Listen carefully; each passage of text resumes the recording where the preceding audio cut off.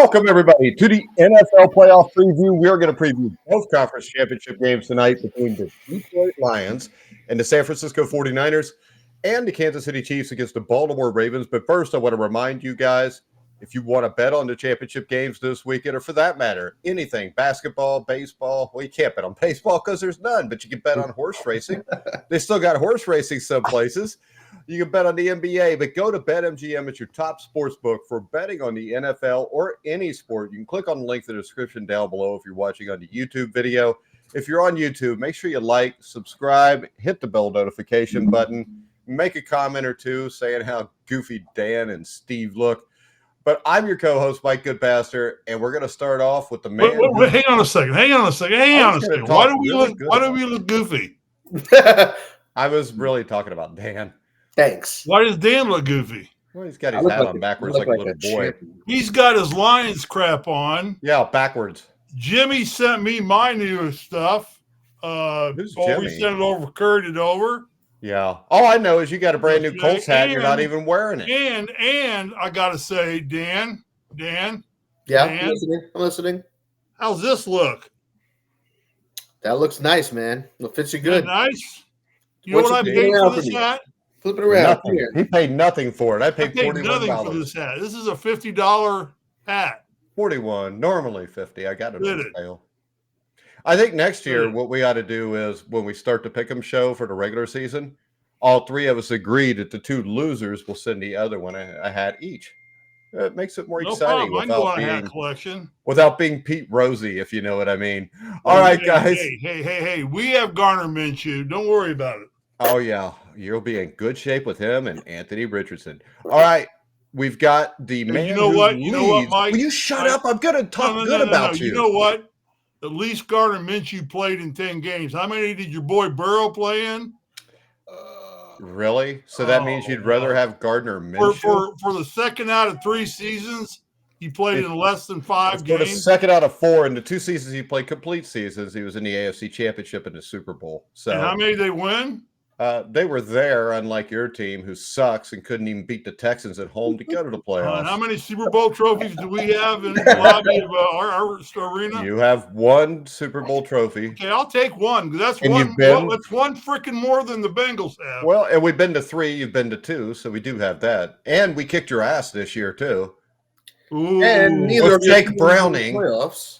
With Jake Brown. Shut up. You're a freaking Lions fan. Your team's been there twice in 60 years. Moving on. All right. So Steve Risley leads the show so far, but he's already used up his time to talk. And, of course, we got behind him in the playoffs, but the regular season winner, we've got Dan Kornhauser, whose Detroit Lions are 1 win from the Super Bowl. How you doing, Dan? It's a weird world to be in, where the Detroit Lions are actually in the NFC Championship. And I still don't believe it. It's still kind of weird to say out loud. I still feel like we're maybe in like week 7 or 8 or something like that, and the Lions are having a good start, and that's what we're talking about. That's how it feels. But listen, man, Eric came away from the Super Bowl. I never thought I would say those words out loud before like my 80th birthday or something like that. So it's pretty cool. All right, guys, let's go ahead and let's get started. We're going to start with that game, the Battle on the Bay. You got the Detroit Lions in their first NFC Championship game since 1991. They will battle the San Francisco 49ers, who've been here, 3 of the last 4 years, 4 of the last 5 years? I think they've been 3 in a row. Well, 3 out of 4. You had the Rams and the Saints in the one, like 2019. That was a while ago. Yeah. So they've done well. Let's put it like that.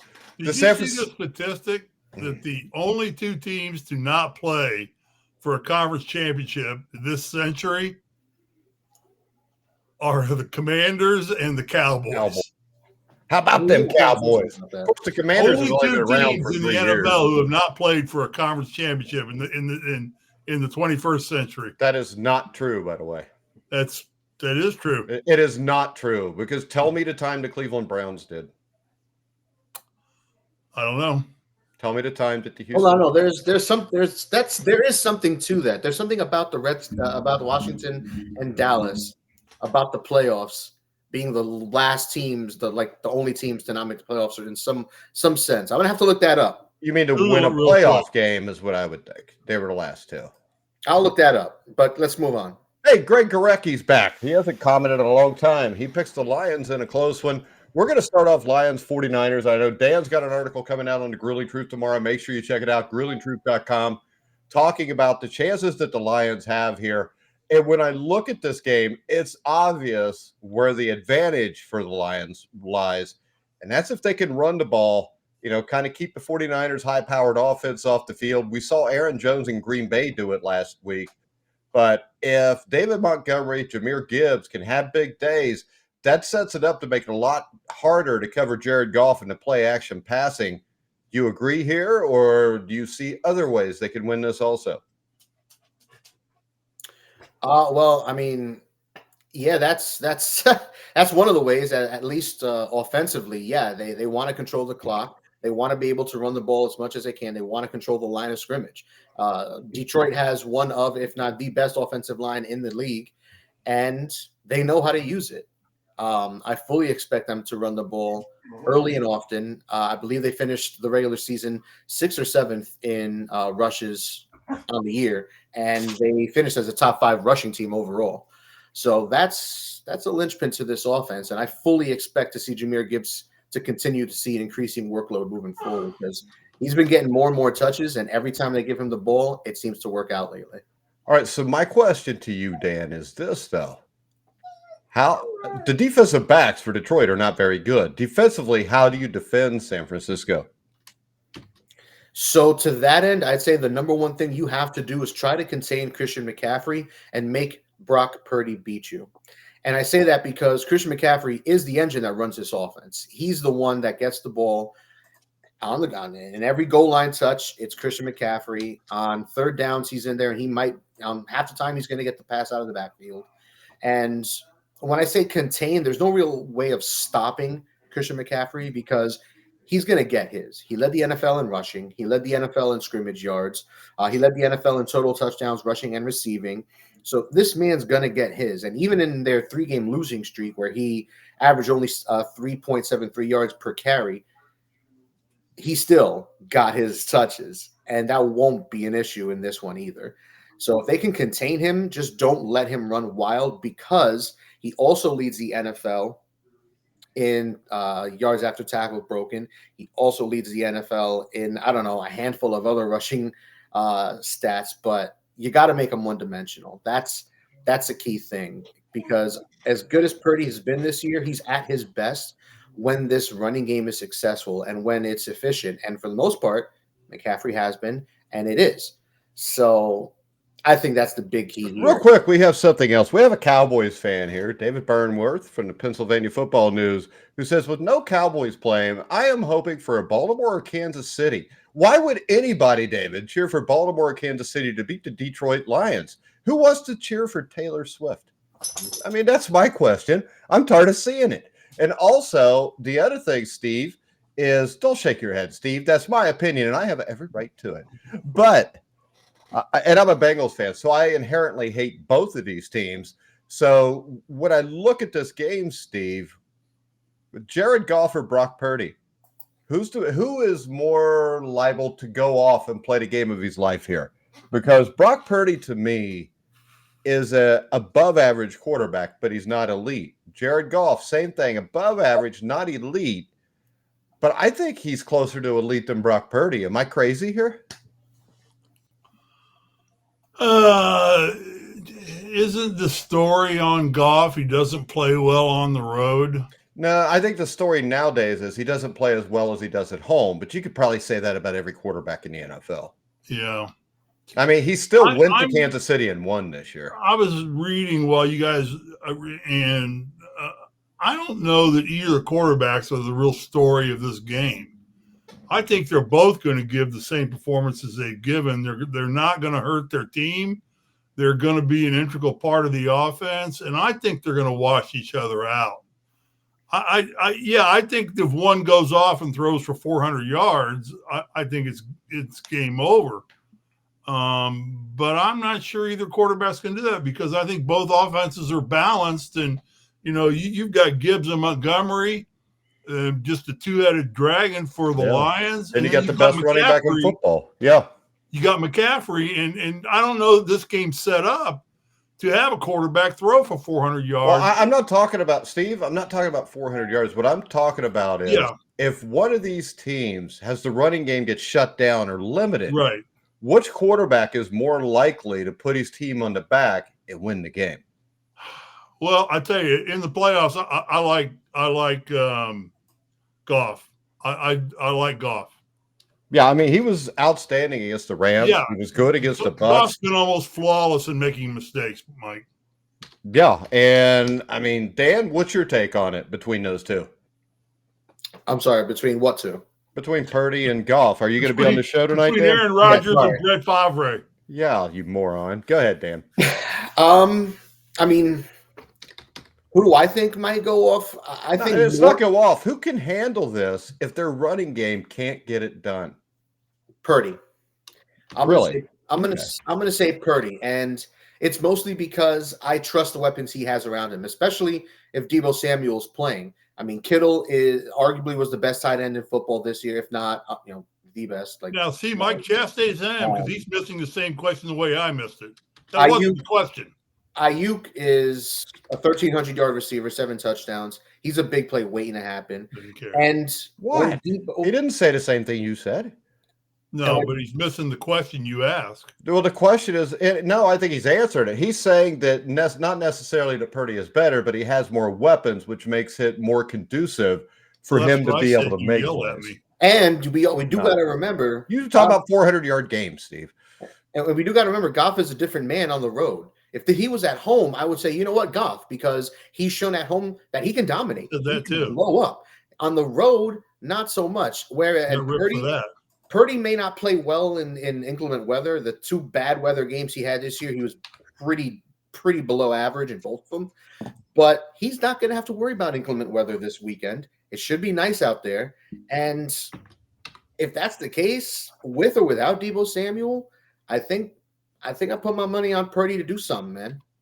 See, I don't. I mean, I think he's going to play good, but I just think Jared Goff has something to prove here. And he's also a man that has won a championship game, of course, with help of officials in that Saints-Rams game. But he's been to the Super Bowl, even though he got shut down by Bill and Belichick. Hell, joined the club. So when we look at this game, the other thing to me is Warner, the linebacker for San Francisco, I think is huge. He's one of the best linebackers at covering tight ends. He could really help slow down or shut down Sam Laporta. And I think Sam Laporta has to have at least a decent game for the Lions to be able to move the ball through the air. I tend to agree with that because Amon-Ra St. Brown, as great as he is, Charvarius Ward for the 49ers, their cornerback, he's had a great year. And he's been one of the sneaky good corners in the league this year. No one really talks about this man. And I think we're going to see what he does this weekend. They should line up against each other at least a third of the time because Ward is exclusively an outside corner. He plays on the left side. And Amon-Ra Brown, they move him around. He plays equally pretty much in between the slot on either side and on the outside on either side. And I think, if I remember correctly, they favor putting him on the right side of the line, which makes sense. You got a right-handed quarterback, I guess. But when they line him up on the left, it'll be him versus Ward on the outside, and that'll be a matchup worth seeing. Ward's had a career year, 23 passes defense, 5 picks, and he's, like I said, he's been probably their best secondary player. Yeah. All right. Robert Stewart says Lions. Dan Robinson says go Ravens. Joseph Michael always has a timely, heartfelt comment. Steve Risley had the same haircut in 1981. I would like to tell you this, Steve. I have seen Joe in person. He does not have the same haircut. No, that's the point I was going to make. His hair is pretty much gone. Joe, the thing is, I'm fortunate enough that I can have the same haircut that I had in 1981. What did your hair look like in 1981? You probably had, if you're a cop, he didn't have hair. He didn't have any. He had no hair, Steve, because he wasn't born in 1981. They tip it with a blonde color. Joe probably had that. He wasn't born in 1981. No, he wasn't. David Burnworth. His parents were born in 1981. David Burnworth, even though I just interviewed former 49er Randy Cross, and I heard that Dave, to get that interview, without even asking my permission, told him that he was friends with me. But I can't forget the catch. And as far as the Lions go, they slapped my Cowboys upside the head, and I believe back in 92. January 92, 91 divisional playoff. Yeah. 38-6. Was that Dwight's catch? And that would have been 1981 AFC Championship game, back right corner of the end zone. Joe Montana rolls out, throws it to Dwight Clark, and I was excited because Boom. I would rather play the 49ers than the Cowboys because no matter what Randy Cross said in your interview, the 81 Bengals were better than the Cowboys. Well, Mike, what do you make of this, Mike? I mean, defensively, the Lions in each of the playoff games so far this year have given up over 400 yards and 23 points a game, and the 49ers are third in the NFL in scoring at 29.8 points a game. That seems like a big daunting task for the Lions to shift. If they're playing defensively, 400 yards a game and 23 points, and you're going in to face the third best offensive producing team in the NFL. Ooh, what about that? I think the issue is this. I think what we see with this, the Lions are stout against the run. The one thing I question is I don't know if they're going to be stout against the run on the edges, Dan. I think between the tackles, they're very good. I also think you had the issue of Aiden Hutchinson is a very good pass rusher, but they don't really have another one on that line with him. Now, I do think this. They will move him from normally where he's on the right side. They'll move him to the left side to take him away from Trent Williams and try to harass a weaker right tackle. The secondary worries me, but Steve, the answer to that to me is control the clock, control the pace of the game with your running game. You shorten how many times the Niners get the ball. And let's face it, right now, all the pressure in the world is on the 49ers. The Detroit Lions are playing with house money. Shanahan's been to how many championship games? He's coached in 2 Super Bowls, one as a head coach and one where he was an offensive coordinator that blew a 28-3 lead because he's snapping the ball with 20 seconds left on the play clock in the fourth quarter. So he has something to prove. The Detroit Lions, they've already won. Now, I don't think Dan Campbell's going to be like that. And we see, and we've ripped before how many chances he takes. But he's going to come out in this game and he's going to throw everything. He's going to throw all his cards on the table from the first snap on. I wouldn't be surprised if the onside kick to start the game. He's going to throw everything out there to pressure the 49ers to make them beat the Lions because Dan Campbell's not going to be afraid to lose the game. I think Kyle Shanahan might be because he's shown that propensity before in championship games. And Mike, I actually want to touch back on 3 things that you were just mentioned just now. The first one I want to touch on is the run defense for the Lions. You said you questioned if they can be had on the edges in the rushing game. I don't have any concerns about that at all. You should, because this is Christian McCaffrey. This is not Tony Pollard. No, I know who it is, and I know how great he is, but this Lions defense has locked it up. They were. Hey, wait, we'll want to see what Greg said. I totally agree. Okay, go ahead. Thank you, Greg. They were already the second best run defense in the NFL, allowing just over 88 yards a game on average. And now in the playoffs, they've only allowed 78.5 yards per game in the first 2 playoff games. And let's not make believe that they went against some trash running backs. Kyron Williams was one of the better running backs in the league. And for the Bucks, what's his name? I always forget this kid's name. White, Rashad White. They're not Christian McCaffrey. They're not Christian McCaffrey, but they're not slouches. And but wait a second. The 49ers also have a much better offensive line than either one of those two teams. But the funny thing is, both of them individually actually played well against the Lions. It's just as a team, they were held under 80. So 1, I'm not really worried about the rush defense. 2, you mentioned Hutchinson. I'm actually looking forward to seeing Hutchinson in this game because he's going up against Colton McKivitz, right tackle for the 49ers, who's one of the worst right tackles in the league. He's given up the 3rd most sacks. He's a weakness on their line. The only guy I can think of worse is Jawan Taylor. 5th most pressures. He is bad. And on the flip side, Aiden Hutchinson is one of the best edge rushers in the league in terms of bringing pressure. The Lions lead the league in pressure. They lead the league in pressure percentage. And Hutchinson lines up over the right tackle 76% of the time. It's going to be. I will bet you almost anything. It's 90% of the time in this game. Oh, as it should be, because I wouldn't want to line up against Trent Williams. We'll line up against this guy and just abuse him. So I'm excited to see that. And the final thing, you mentioned the secondary, and that is a huge concern. that is definitely something I'm worried about. And the biggest concern for me is big plays. Over the last 5 games, Detroit's allowed the top receiver on the other team to average over 9 catches a game, over 177 yards per game, and a touchdown. And I know it was some elite receivers, Mike Evans, Jefferson twice, CeeDee Lamb, the best of the best. I get it. Those guys are going to go off, but that's crazy. 10 receptions, 180 yards, and a touchdown per game to one man. You can't be doing those. And in this game, Ayuk can do that. Ayuk is definitely capable of doing something like that, just because, especially if Deebo Samuel's out there as a decoy and doesn't really get the rock like that. And to that end, the last time the 49ers played the Lions, Deebo Samuel went off for 9 receptions, 189 yards, and a touchdown of his own back in 2021.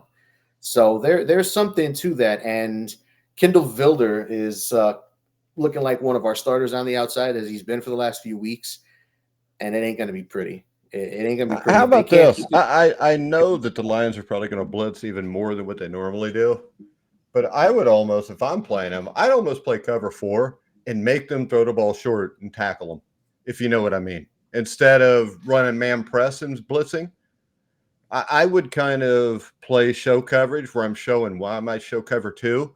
I might show man, and then when the ball snapped, I dropped the cover 4 and I pulled a blitz off and tried to trick Brock Purdy because he's not a veteran quarterback. He's only been in the league for 2 years. And I also think that is the best way to defend the 49ers. If you have the Lions defensive back issues, you just got to keep everything in front of you. Make them have a 12-play drive to get into the end zone, because invariably at any level, whether it's high school, college, or pro, if you make a team take 12 to 14 plays, they're liable to have a penalty at some point too that throws them off. Yes, Steve? I understand your concept going into cover 4 and making them throw short, but do you really want to force them to use McCaffrey that much? Because they'll just dump it to McCaffrey. That's fine. And McCaffrey gets you. Well, McCaffrey gets you 7-8 yards of play. That's fine. Well, you're beat. No, I'm not, because all I can tell you is this: my experience of playing cover 4, keeping everything in front of you, especially at the pro level or college, or especially at the pro level, those guys are going to get very not complacent because they want to make big plays, especially with the 49ers. So I think what you do by playing cover 4 against a team like that, what you do by playing cover 4 like that is invariably they're going to take shots anyways. And it gives you a chance to cause turnovers. Because right now, my concern is if you play man and you blitz and they pick that blitz up, you're a deep crap. And deep crap gives up a touchdown. Deep crap in cover 4 gives up 15 yards. And actually, to that end, I want to strengthen that statement even further. If you look at the playoff teams, just the playoff teams this year, the teams that were at the bottom of the playoffs that made it, that's how their defense lived. They were bend but don't break. The Bucs were 23rd in total defense. They were 6th in points allowed. The Packers were 17th in total defense. They were 10th in points allowed. Going further down, the Pittsburgh Steelers, they were 21st in total defense. Pittsburgh got outscored this year and made the playoffs. They got outscored. They were 27th in points per game on offense and 7th in points allowed. Put it like this, Steve. I'll explain it like this. The reason I would play like that is what we do on IU basketball show. We always complain because they don't control the tempo. Mm-hmm. In football, you can control the tempo by being able to run the ball and by making them make extra plays on offense to go score or to get first downs. And that's not how the Niners want to play. They want to get the ball down the field. I'm not as smart as you. I get it. And but I disagree with you. I don't think the 49ers live on big plays. I think they take big plays. If you're going to give them a big play, the 49ers are going to take it. But I think their bread and butter is McCaffrey over the middle, McCaffrey's short dump, or one of the running backs short dump, and they'll take the 5-7 yards, 8 yards. Yeah, but what you got to understand, do you understand what cover 4 is? See, I let me finish, and then yell at me. I'm not yelling. I think I'm just about done. I just think if you let the 49ers, I think, one, they'll control the tempo with that cover 4 crap, because they'll go under you all day long. It takes 7 yards. The cap. I know. They're disciplined enough. Shanahan's got that team disciplined enough to do it. Really? Yeah, okay. I think so. I don't think Shanahan's known for discipline. I don't think Debo's going to get pissed off if you only get 7-8 targets. I don't know how healthy Debo's going I to don't be. think that's 50-50 if he even plays. Any running back, any deep threat receiver for the 49ers, those guys want to ring. And I think they're going to take what you give them and they're going to exploit it. So it's just a debate.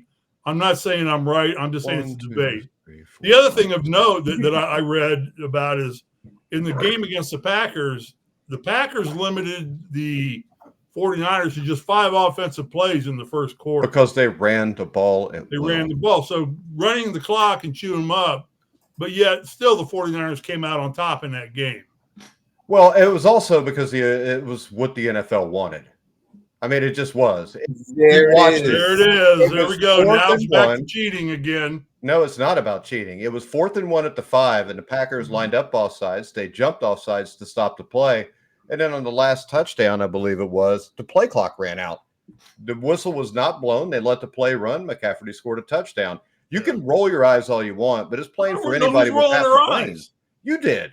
I did not roll my eyes. Oh, you went like that. But, I mean, it's obvious. I did that because first it comes out of your mouth, that's what the NFL wanted. I don't think the NFL controls these games. Then you're an idiot. Because if you think something is worth that many billions of dollars. Those guys go play. Do you watch the game, Steve? Have you ever seen a game that didn't look like there was something going on? Especially in a big situation. I mean, we saw it repeatedly last week. We saw it in the Chiefs-Bills game. We saw it in the Bengals and the Chiefs last year, the Rams and the Saints. Great players make great plays that sometimes average fans can't appreciate. What is it great about lining up off sides or snapping a ball after the ball is, and you get a touchdown for it? How's that a great play? That crap's gone on in sports across the board. Exactly. I think my argument against is much like we think Bobby Knight's the best bench coach ever to coach college basketball. I think Shanahan may be one of the best field coaches. He adjusts his team as the game's going on. Dude, I'll tell you what. If you want to watch coaches that can coach, you watch D'Amico Ryans and you watched John Harbaugh last week, and the difference was Harbaugh had more weapons, but the way those teams changed what they were doing during that first half, what the Ravens did to start the second half that the Texans couldn't answer. Oh, Shanahan's a suck coach, right?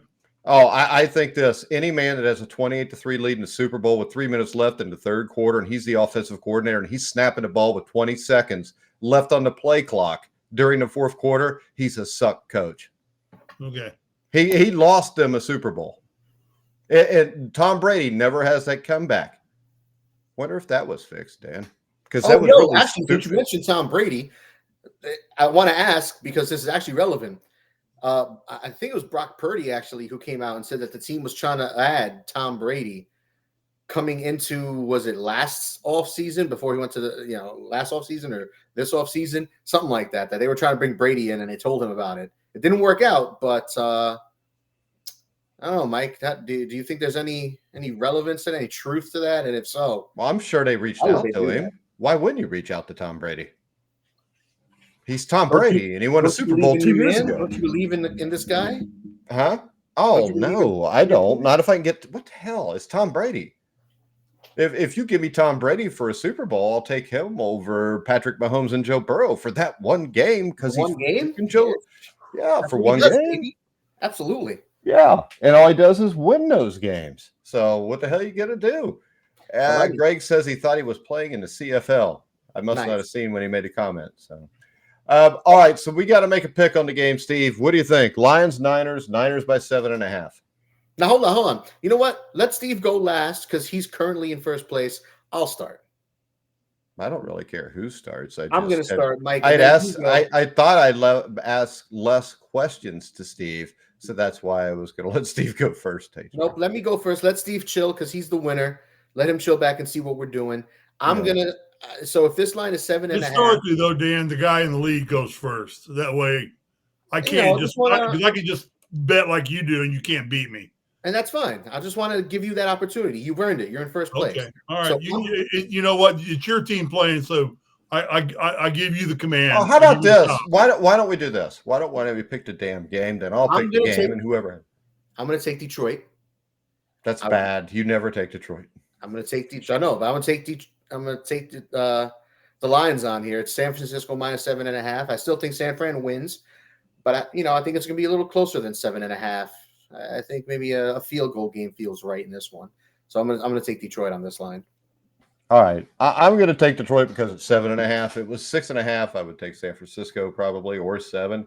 But 7.5, this game reminds me a little bit of 2021 Bengals Chiefs, which I bet. And even though I'm a Bengals fan, I just took the points because 7.5 seems like a lot against a good team that's hot. They could score points. I'm going to go with the Lions minus 7.5.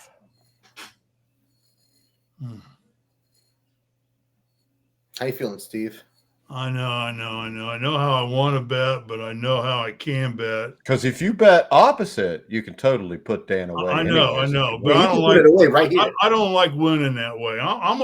My heart tells me to take. So you'd rather win? But, okay, go ahead. My heart tells me to take the 49ers here. They're playing. I just think, I want to. I'm not going to feel bad if I lose everything and the Lions win, because they're the most deserving team. What's up, Robert Carter? Go ahead. But I'm going to take 49ers and give up 7.5. All right, guys. Next up, we've got the game of the two teams I don't like. Robert Carter, what do you think? You want the Chiefs or the Ravens? You're probably like me and don't like either one of them since you're a Steelers fan. The Chiefs are favored or underdogs by 3.5 to the Baltimore Ravens. The key here is the referees that are going to assign to this game are assigned for the Chiefs to win. So we have Taylor Swift at the Super Bowl. So I can tell y'all, I'm picking the Chiefs to begin with because, yes, I do think if this is a close game, it will be taken from them. Just the way it was taken from the Bengals last year. And the way it was taken from the Saints. You got on me this morning for watching a Barbie movie. Yeah. Steve liked the Barbie movie, Dan. I thought it had merit. I don't really have an interest of watching it, but you better not. I kind of want to watch and see why. Like, what was the Ken song got nominated for some? Yeah, that got nominated. Ken got nominated. It's got nominated for. The only thing that didn't get nominated for was Best Actress and Best Director. Other than that, it got nominated for. And it was a horrible movie because my 13-year-old granddaughter thought it sucked. So yeah, I'm curious about it. Granddaughter didn't understand the movie. I'm not going to watch it. I know they usually don't understand Barbie like a 65-year-old man does. Go ahead, Dan. I'm not going to watch it alone, but I'm gonna watch it. You're gonna get a Barbie doll and watch it. I'll figure it out. Someone's watching it with me. All right, I'm not watching it alone. It's gonna be weird. All right, so we've got the Chiefs, we've got the Ravens, and Greg Gorecki says he's taking the Chiefs. We'll start off with you, Steve. Hey, one thing, Dan is free on Paramount. No, free on Peacock. Amazon. It's Amazon, I think. No, it's Peacock. Is it? All right. Oh, Chiefs Ravens. Movie. It's free on Peacock. Chiefs Ravens. Steve, Patrick Mahomes versus Lamar Jackson. How do you see this game going? The question for Kansas City is, can they run on Baltimore? I think that's a must for them to be able to get some yardage on the ground. Lamar Jackson is playing. Greg Gorecki doesn't like Taylor Swift. Take that into consideration. And also Robert Stewart, who was on our IU show today, made the same comment. A friend told me they don't have genitals. He's talking about the Barbie movie. And he's talking Steve about the told Barbie me they don't. dolls. Okay. I forgot you still got them. Go ahead. Some of them are worth a lot of money. Okay. Yeah. Your Nazi stuff is too. Go ahead, Steve. I got a comment on that, but I'll reserve that for off air. Moving on. Yeah, please don't. I mean, we don't need the ADL. No, I won't. Don't worry, I won't. You can tell us offline, though. That's what I'll do. Tell us how you're feeling about this one, Steve. Yeah, I'm trying to get there, Dan. Just a smash mouth football, I think, on one end, and it's razzle dazzle football on the other end. What's the weather going to be like in Baltimore? It'll be cold. It'll be cold and windy. No rain or anything like that, or I think there was a chance, but last forecast I heard this morning was it should be cleared out by game time. Okay, check it out. Cold, Kansas City plays in as cold weather as anybody, so I'm not worried about that. You ready? What? You ready? As of weather forecast. As of what 6:45 or something like that. The high temperature is around 44 with a 94% chance of rain, which is expected to last the duration of the game. Oh, now it's Winds again. northeast 10 to 15 miles per hour. All right, then I give the advantage to the Chiefs. Robert Stewart takes the Ravens. So are you just going to straight up pick the Chiefs? Well, we're not picking yet. Well, I didn't think so. So I was making sure I like Lamar Jackson. I think he's playing good football, but I tell you what, there's just something about Mahomes. He's just magical. I know it's the officials. It's so magical the way he always gets the calls. Well, whatever. I mean, then if they're gonna let him cheat, then that's even better. That's even a bigger reason to pick the 49. Yeah, exactly. Exactly. So if you think the NFL is going to cheat for him and Taylor, then I'm definitely. I think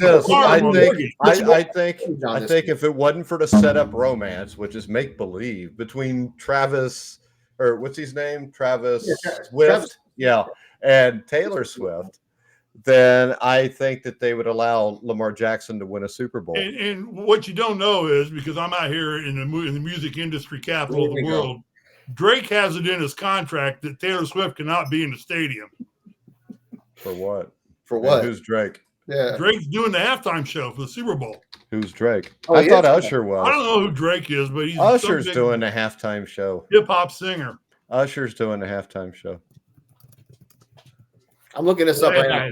I don't know who's doing a halftime show this year. I don't know who's doing Drake or Usher. It's Usher. It is Usher. Yeah. See, I'm up to date on all the important stuff. Well, Usher's got it in his contract that Taylor Swift cannot be in the stadium. Nice.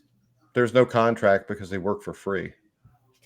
No, he doesn't work for free. Trust me. Yeah, he does. There's never been anybody that got paid for a halftime show. I guarantee you. Wait, really? Fucking show me. Show me. Nobody has ever been paid. Wait, I didn't Nobody has ever been paid. Look it up, Dan. I'm right. I don't buy that at all. I'm very curious. It's true. Who did the halftime show last year? Was it Rihanna? Was it Snoop Dogg and somebody? Was it Rihanna last year? It was a tribute to hip hop or something. Oh, hold on. So, believe it or not, Super Bowl halftime performers get paid next to nothing. There is no appearance fee, but it looks like here we go. The NFL doesn't. There is no appearance fee. It says that at the start. So the NFL doesn't cut them a check, but they cover expense and production costs. Which is in millions. No, because what it is what it is, but they're still not getting money. It looks like it can exceed over $13 million. Yeah, because they're not getting paid that for 7 minutes worth of work. Oh my God, Steve, they don't get paid. There's no appearance fee. Yeah, that's money for the setup. Yeah. They don't give them $13 million and say set up to do it. Who do you think sets it up? I could guarantee you from what I've watched on NFL films that their people for the usher set it up with NFL security watching it. Here. Beyonce and Dr. Dre were not paid for their performances. I want a hat back. The performance is covered by the league, so whatever performance related. But I guarantee you that the production costs include him showing up. They don't. Rihanna did not get paid for the. Dude, if you're doing the Super Bowl halftime show, I think I saw let's get back to the game. Hold on. If you're doing a halftime show, from what I've heard, like if you're Spotify or something like that, the sales of their songs and stuff go up like 30% for a week after they do it. Yeah, they're getting paid indirectly, but the NFL ain't going to pay them because people are willing to do it for free. It's kind of like this. Dan's never had a prostitute come up to him because she knew everybody was willing to do it for free with Dan. Mike gets it. I get it, Mike. I know what you're talking. I get it. I hate lying like that. But it was actually the other way around. But I know what you said, but I like it. We're good. All right. So what do you think, Dan? What's your first take on this game, Chiefs-Ravens? My first take on this game is this is a mismatch for the Chiefs. I think this line these lines should be flipped. I think that 49ers line should be 3.5, and I think this line should be 7.5, 8 points, because as much as I love Patrick Mahomes, and you know I love me some Patrick Mahomes, this is a mismatch in every aspect of the game. I mean, the ground games might be comparable when you're comparing just the running backs, but Isaiah Pacheco is not 100% healthy. And we might see more Clyde Edwards-Helaire. He didn't look bad last week either. Neither did Pacheco. He didn't look bad, but this is the Baltimore Ravens rush defense. Wow. Okay, this is something different. They're one of the better rush defenses in the league, and they're not going to let Clyde Edwards-Helaire do anything special on them. I'd be shocked. Kyron Williams did. Yeah, Kyron Williams had, 1,300 yards or something like that. Okay, see, I think when you're talking mismatch, you're forgetting this. Kansas City's defense is better than Baltimore's. They're close. No, they're better. They're better coached. I'm going to take Baltimore by a smidge, and I'm going to take Baltimore by a smidge only because on that Kansas City offense, it's Mahomes. It's an old Kelsey that he looks like he's aging. I don't think he has the last couple of weeks. And he's I think he's gonna retire anyway. But he's close to the end. You know why he's close to the end? Did you watch Rocky 1? Okay. Yeah. Do you remember when Rocky had his girlfriend Adrian and Burgess Meredith walks up, "Yo, Rocky, you stayed away from that pet shop chick." And Rocky says, "Yo, why?" "Because women weaken legs." So I think ever since he started smashing Taylor Swift, his legs have weakened, and now he looks old. He needs milk. He needs to drink milk, strengthen the bones. But no, but I aside from Mahomes and Kelsey, the offense is ugly. The offensive tackles suck. The receivers suck. The interior line is extremely good, though. And if their interior line is the best in the league, that trio. But if Pacheco's not healthy, I don't know how much I trust the ground game either. And this Ravens defense is nothing to shake your nose at. I mean, they just made C.J. Stroud, who had an amazing year, who looked like a top 5 quarterback by the end of the year. He looked like it in that game, I thought, too. I thought he played really well in the first half. In the first half. In the second half, they made him look But they made him look like that because of coaching. And the thing was, when they changed and they inverted their cover 2, he had no answers for it. The problem is he don't call the plays. So that's more on your OC than anything else. But once they inverted that coverage, and the thing that was a bitch is you got all these experts on TV. Everybody will say they make great adjustments, but nobody will ever tell you what the hell the adjustments are because they're just guessing half the damn time, if you know what I mean. But they inverted the zone. They went cover 2, cover 3. They would bounce out of it, and they just completely confused the Houston Texans. And I think a lot of that was the Houston Texans are a really young team, and the Baltimore Ravens defense is really good. I think they're a top 5 defense. I think the Chiefs actually have more speed. I think the Chiefs secondary is better. And the other thing is the Chiefs don't have to blitz to get pressure on you. Now, my question is Willie Gay in or out for this game? I don't see him on the list for missing this game. I see a few other Chiefs names. Pacheco's one of them. So what we got to do when we pick a game, to me, is this. What's the weakness of Baltimore? What's the weakness of Kansas City? And does the other team have the thing to hit that weakness? I don't know. I know that the Chiefs can control Lamar Jackson because they've got Gay. And Gay is one of the best guys at spying an elite running quarterback as any team has. Fred Warner's the other one with San Francisco. But when you look at it, I mean, Josh Allen, at the start of that game, until, Willie Gay got hurt, Josh Allen wasn't running the ball as much as he was once Willie Gay went out. So I think that they can defend them. And I don't think this is going to be a high-scoring game. I think this is going to be like a 20-17 game no matter who wins it. Because I don't think the Ravens have an elite offense either. They are explosive at times, and they get Mark Andrews back. But they're a team that wants to run the ball. And I really like Justice Hill. Everybody brings up Gus Edwards. I think Justice Hill is better. I mean, every game I see Justice Hill play in, he is making big plays. Now, David Burnworth has a comment that's very important because it's about Taylor Swift, guys. And since I said Taylor Swift, we put it in a hashtag in a YouTube video, get more watchers. But Taylor Swift's country was listenable. Her pop crap sounds like all pop crap. Usher better than Drake. They get no money for performing at the Super Bowl. So I don't know. I don't know that I've ever really listened to a Taylor Swift song, except for Shake It Off, which gets played all the time everywhere. Stop it, Dan. All right. Couple Steve? things to wrap that up.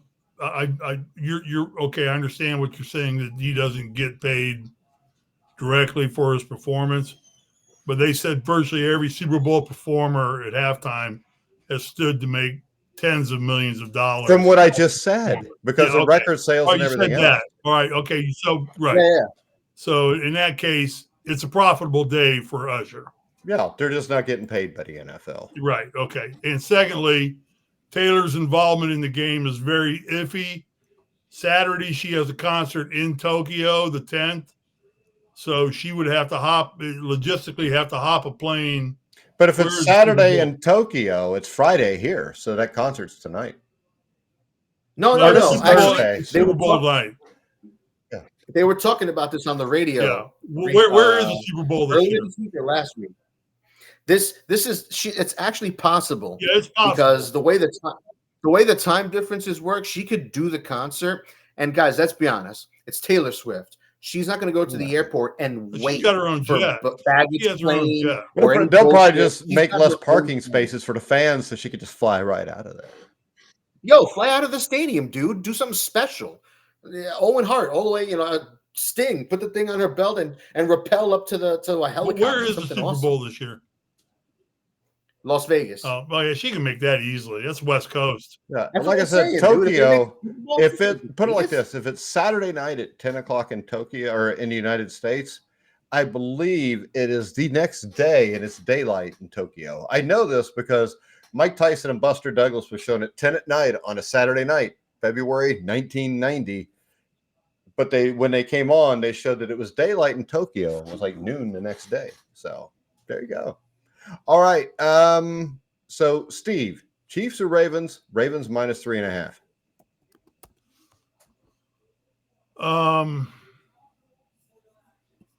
Let me get rid of this. Damn, Tokyo's. Yeah, I was ahead. I gotta go Ravens. I just gotta go Ravens. I want the Chiefs to win. I want Mahomes to get his third Super Bowl just to shut you up. It won't shut me up.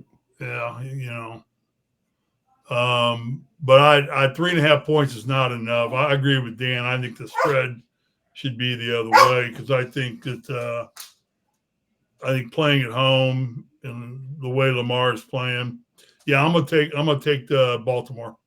All right, Dan. This game is bittersweet for me because on one hand, I love both these quarterbacks. Why? I've had to defend Lamar Jackson on this show. You haven't had to wait. Your defense of Lamar Jackson on this show was me telling me you're right if he had a better offensive coordinator that would let him stay in the pocket more and throw the ball, correct? No, me defending Lamar Jackson on the show was you last year saying that they should start Tyler Huntley or whatever that guy's name is, and that they should have let him go because they shouldn't have paid him 40, 50 million a year. I wouldn't pay any quarterback that. So, yeah, and I had to defend that. No, I wouldn't pay any quarterback that, Dan. Do you not understand that? I wouldn't. Not even Burrow? This is my thing. I think if you go out and you get the best offensive and defensive line in football, you're going to be there every year also. And it's cheaper to get those guys. How much would that cost? Because you're paying all I'm telling you is this. I never said Lamar wasn't worth $44 million. I really thought Lamar needed to get the hell out of there, which I told you at the time. They have ran an offense that was conducive for him looking like a running back. And that was unfair to him because he's not bad in the pocket. He was damn good. He won a Heisman at Louisville. I mean, he ran the ball, but he didn't run it near as much as he did now. And with Patrick Mahomes, I've never ripped him. I just said I think Joe Burrow is better. So to say somebody is the second best quarterback in the freaking world, I don't think means you have to defend them, Dan. No, but I've had in your own mind, you had to do it. But when somebody says, I think they're the two best, I don't think that is being mean to either of the two best. I had to defend my boys. Well, obviously, you're wrong, so go on. And then also on one side, I want to see Lamar make a Super Bowl because I want him to win a Super Bowl. He's a great player. All he does is win otherwise. It's just the playoffs have been his bugaboo. And I want him to play well, and I want him to win a chip so he can put all the naysayers to bed and show that he's a legit. Let me ask you this. You said the Ravens were considerably better as 8.5-point favorites. But when I ask you, who you take, and then all of a sudden with the Rams at 3.5, you're not just going to jump on it? No, hold on, because I want to build to it. And then on the flip side with Mahomes, I love Mahomes. I think he's the best quarterback in the league. He's got 2 rings, and I want to see him get another one. If he gets 3 Super Bowl rings in his first 6 years as a starter, this is unprecedented already. We haven't seen a guy start this fast with chips in 4 years. Well, 5 years. Terry Bradshaw had 4 in 8 years. That ain't bad. Yeah, but it wasn't 2 in his first 4 or 5 years. No, because he lost. Because he wait. Wait a second. You need to shut up because you don't know history. All right. Terry Bradshaw didn't win 6 to 8 Super Bowls because in 1972 he took the Steelers all the way to the AFC Championship game against the undefeated Miami Dolphins and lost by 21 to 17. 1973 lost in a divisional playoff to the Oakland Raiders with Kenny Stabler, John Madden, those Raiders. And then he beats Bud Grant and the Minnesota Vikings in the Super Bowl. He beats the Dallas Cowboys. He beats the Dallas Cowboys. Sorry, David Burnworth. And the LA Rams. He wins 4 Super Bowls in 6 years, which nobody has ever accomplished. And probably nobody ever will, but if anybody could, he's got to win this one to have a shot at it. I'm just saying, Ben Roethlisberger won a Super Bowl in like his second year after going to the championship game his first year. Let's not overplay the hyper bowl bullshit. All right. He's only played 6 years. He's played 6 years. He's played 6 years. What if the last 6 years he doesn't win a damn thing? We've seen the best quarterbacks in NFL history. What? And we saw Montana, how about this? In the playoffs. Can Patrick Mahomes beat anybody other than Josh Allen as a good quarterback? Not his fault who he has to face. Well, this is the thing. Against Tom Brady and Joe Burrow combined, he's like 1-3 in championship games. Mm-hmm. So I think it's just because he gets Josh Allen. And it's something I want to address because Josh Allen, why didn't he get the same crap that Lamar Jackson gets? Because Josh Allen fails every year in the playoffs. And when Lamar Jackson does it, they trash him and say he's a runner. Hell, if you watched the game against Kansas City, Josh Allen was looking to run most of the damn game. And I just think it's bullshit that race plays a factor in this, but it does on this. And I think most times people say race plays a factor. I think they're full of shit. But in this one, I think they're dead on because nobody gets on Josh Allen for blowing playoff games. He had the ball in his hands on his home field inside the 50, and he failed to score a touchdown to win the game. But he'll get away with it. And last year, he was absolutely atrocious when the Bengals took him apart. Patrick Mahomes got him the year before. I just think this. I think Lamar Jackson, for some reason, is held to a higher standard to Josh Allen. And I don't think there's a good reason why that is, if you know what I mean. I mean, Lamar Jackson has not played well in the playoffs. He hasn't, but neither is Josh Allen. Like Lamar Jackson's playing well and losing 30 to 28. All right, so what you're telling me is this: Lamar Jackson just has not been good in the playoffs. That's a huge part of it. I mean, he's only had maybe one game. Wait a second, Josh Allen has lost more playoff games than Lamar Jackson. Yeah, and but he doesn't get the hate that Lamar Jackson does. Well, again, I think it's for a couple of reasons. One, when it comes to the quarterback position, there's so much put on it. And honestly, Josh Allen's passing statistics are beyond what Lamar Jackson's ever done. I mean, the classic against Kansas City a couple of years ago, 36 to 42. He completed 73% of his passes for 329 and 4 touchdowns. The game before that against New England, he threw 5 touchdowns and over 300 yards, completed 84% of his passes. The best game that Lamar Jackson had in the playoffs, 365 yards with 2 picks in a double-digit loss to a Tennessee team they should have beat, and he completed 52% of his passes. And I know stats aren't everything, but anything because it matters if you win the game or not. And what I'm saying is that's why Lamar. Yeah, but neither do the Bills.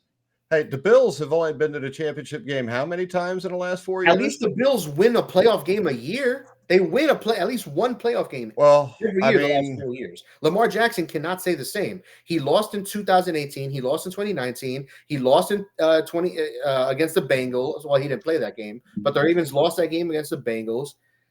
And there were even people questioning if he was actually healthy and just chose not to play that game. There was some scandal after that game. People wondering, well, did this guy really give up on his team? Was he actually 80% healthy, good enough to real play? quick, David Burnworth says Josh Allen is the Dak Prescott of the AFC. I would not rip Dak Prescott by comparing him to Josh. I think Dak Prescott's biggest issue is not him or the way he plays quarterback. I think it's the person that runs the franchise, and I think it's the guy who's the head coach.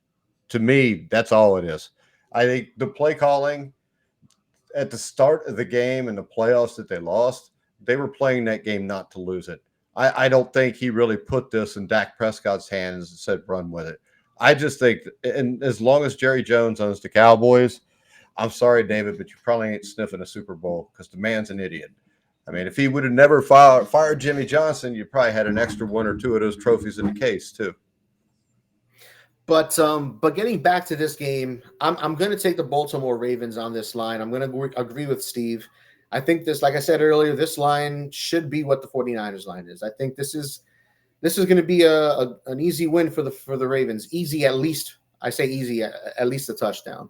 And when it comes down to it, if Pacheco's not healthy and they have to depend on CEH, the Ravens secondary is just better than the wide receiver options that the Chiefs have. And if Mahomes can't pull it out of his ass and do some magical stuff and run around and wait till someone gets open and do something legendary, I don't see them winning this game because the Baltimore pass defense, if they have to pass the ball, they can't run the ball. There's no threat. The Ravens are number 1 in QB rating allowed. They're number 1 in passing yard. Number 6 against the pass. They're number 1 in touchdown rate percentage allowed. They're 5th in completion percentage allowed, and they're 1st in yards per attempt allowed. Say what you will. This may not be an all-time Baltimore defense. It doesn't have to be. They're one of the best defenses in the league. And if they make Kansas City one-dimensional, as great as Mahomes is, he doesn't have the weapons on the outside to make them pay. I'm going to take Baltimore. All right. I'm going to take the Chiefs. I think what we've seen in the playoffs is an offensive line that I think for Pro Football Focus graded out as like the second best during the playoffs so far. They've played a lot better. You got Pacheco, who runs as hard as anybody. My guess is he'll play. Even if he doesn't, Clyde, I mean, he should be well rested. When you look at this, the Ravens calling card, and I think it's the Chiefs calling card, are kind of the same thing. It's the pass rush. But, I mean, Mahomes is difficult to sack. And if you don't sack him, and the thing to me, and I'll bring it up again, and we saw it this last week, when they got pressure on the Texans was usually only when they blitzed, right, Dan? When they went front four, they didn't get that pressure. If you have to blitz Mahomes, the most dangerous thing to a team that blitzes is a running back as quick as hell that can catch the ball and a big tight end that can run. They're going to get picked apart by that. I think these are two well-coached teams, as good as you'll see. The coordinators are studs. I think Mark Andrews is supposed to be back, right? I think the last time I heard. Yeah, so Mark Andrews is definitely coming back this week. That's a thing. He was a full participant in practice today. Yeah. Yeah, and I think the Chiefs' defense is nasty like the Ravens, but I think it can be vulnerable against the run. We've seen that a little bit this year. Their pass rush also could be neutralized a little bit, by the way they play. But I think Gay is going to have to really play a big factor here. If he's playing and he's healthy, if he can spy Lamar Jackson, he's got a shot there. And I think the thing you're really missing, Dan, is special teams.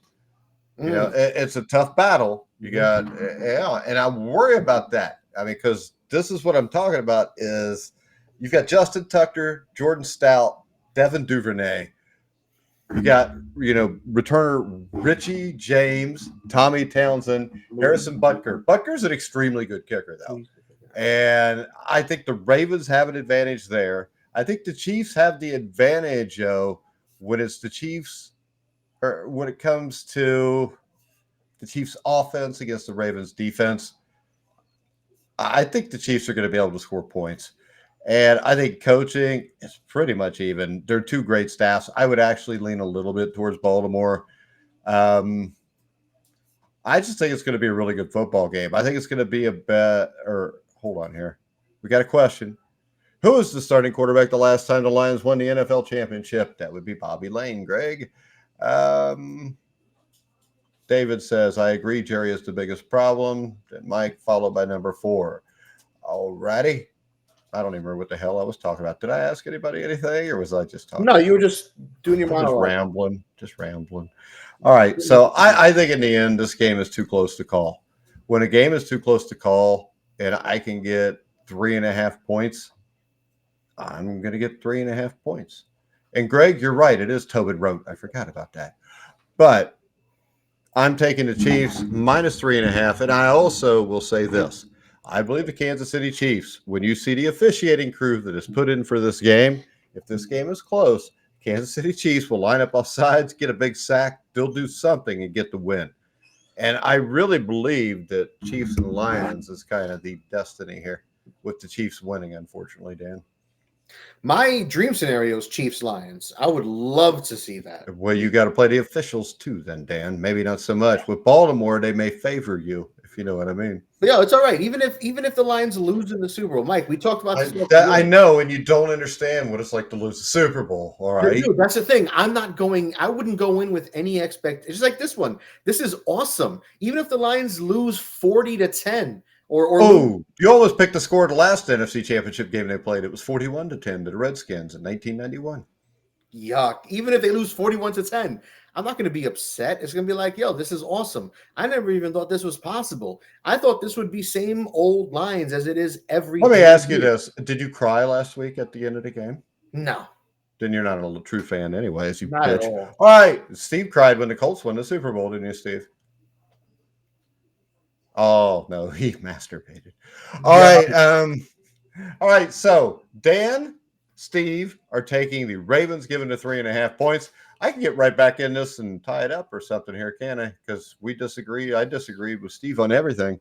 And I did that because if you watch my earlier shows, if you watch them, Steve would have already know who I was going to pick anyways. All right. So Dan has shared his screen because Steve will not be able to remember 2 games. So there you go. Boom. It's all pretty. I made a color background and everything. And just so we have to take a little gander at what we're looking at overall, even including the playoffs. Just to our numbers are pretty good there, dude. This includes the playoffs. Yeah, our numbers are pretty damn good there. They're not bad. They are not bad. They're pretty damn good. They're not bad. I'll take these numbers. Yeah, that's against the spread. That's against the spread. So we're all like 60%, aren't we? Hey, Dan, I have a question. Yes, sir. Is there any reason you can't just send that out right now instead of us having to beg you at game time? Yes, because right now, just send it out as a text right now. I'm doing it right now. Greg, if you've watched the NFL as recent as the Chiefs to get all the calls nowadays, he says as long as you're not playing the Cowboys, the rest may not be a factor. I don't know. I don't think they're fixing games for the Cowboys because they haven't won a Super Bowl since 1995. So, all right, guys. Any final words, Steve? Yes. 2 things. I said Steve. Oh, I'm so sorry that degenerate with his hat on backwards interrupted you. Take Oppenheimer to sweep pretty much everything in the Oscars. Yeah, but that's a 3-hour movie, and it looks very slow. You know what's disappointing? That it's a 3-hour movie? No. Oppenheimer's. You got to watch Oppenheimer about 3 times to understand it. I probably had to watch it in 3 separate occasions to watch the whole 3 hours. You got to be a scientist, Mike. It's above your pay grade. I don't think it is, Steve. I think it's way above your pay grade. I think we should on air take a live IQ test. Yeah, okay. It's way above your pay grade. See, we could do that in a bye week between the Super Bowl and the championship games. All right. Yeah, you know what the big disappointment though was? What? Your face? Napoleon. Oh, don't tell me that. I want to see that. I watched that for 3 hours. It's about Napoleon. No, it's watch it, but I won't spoil it for you. Is it slow? No, they tried to cram an entire lifetime of battles in a 3-hour movie. They should have That's taken awesome. one battle, like That's Waterloo, and just focused the whole movie on one battle. I love Waterloo. Instead, they just skipped and skimmed every battle he did, and you got nothing out of anything. The best movie out there, The Leftovers, with Paul Giamatti. Sounds awful. What? All right. Dan, any final words? Don't Yes. see Maestro either. Maestro sucks. I figured that. It's Maestro. Yes. Okay. 2 things. One on each game. Definitely see Barbie, though. Go ahead. I'm not done, Dan. It's still my time. No, you should be done. So we're at an hour and 5 minutes. We I have know, 2 on games 2 to talk games. about. I looked at that in an hour. I said, we're in 2 games in an hour. All right, Dan, go. Dan, I'm done. Okay. 2 things. One on each game. First, the Lions game. One thing I wanted to mention that I didn't is Jonah Jackson for the Detroit Lions, starting left guard. He's going to miss the game with a meniscus tear. It's worth mentioning. Coyote, I'm going to say ayahuasca. That's not his name. It's Awosika. Is going to be starting at left guard for the Lions. He had some struggles when this guy went down, when Jackson went down, and it's something to keep an eye on because the 49ers interior is deep. They're talented. Hargrave, Armstead, they're right. And then for the Ravens, one thing I didn't get to mention was even if the Kansas City Chiefs shut down the Baltimore Ravens rushing game, I fully expect for them to get killed on the play action. Lamar Jackson is one of the best quarterbacks in the league coming off of play action, second in quarterback rating, 4th in completion percentage, a 10-2 touchdown to interception ratio, elite across the board. Let's go. But all that said, let's go Lions. Let's go 49. All right. Damn. Lions. All right, guys. We're going to go ahead. We will be back to do Mike, something. We'll have a put up guest the- or something that's played in the Super Bowl Put next up the week. GIF I just sent to sign us off. Huh? Put up the GIF I just sent to sign us off. No, that's awful. Wait, I sent you the thing. You got it? Yeah, I got it. What is the GIF and where is it? I just Ignore sent it. you a text. Ignore everything he just said. And the You sent show. me a text. Yeah. My phone's not Don't look at it. connected to my Don't look at it. TV. You're not going to like it. Don't look at it. I don't. I'll look at it. I can show people through the camera. They're not going to want to see what he sent. Oh, it's Taylor Swift. All right. All right, guys. We will be back next Thursday at 7:00 to talk about the AFC and NFC Championship games. No, Steve, it doesn't work, Steve. And you can follow us on X at Grilling Truth. You can follow Dan at DB Talking Sports. You can follow Steve Risley at S Risley34. You can follow me at Grilling Truth. Make sure you go to BetMGM to get all the best odds for this weekend's conference championship games, all for NCAA basketball. There's a big fight this weekend. Anything you want to bet on, you can bet on at BetMGM. But for now, for Dan Kornhauser, Steve Risley, I'm Mike Goodpaster. You've been watching and listening to The Grueling Truth, where the legends speak.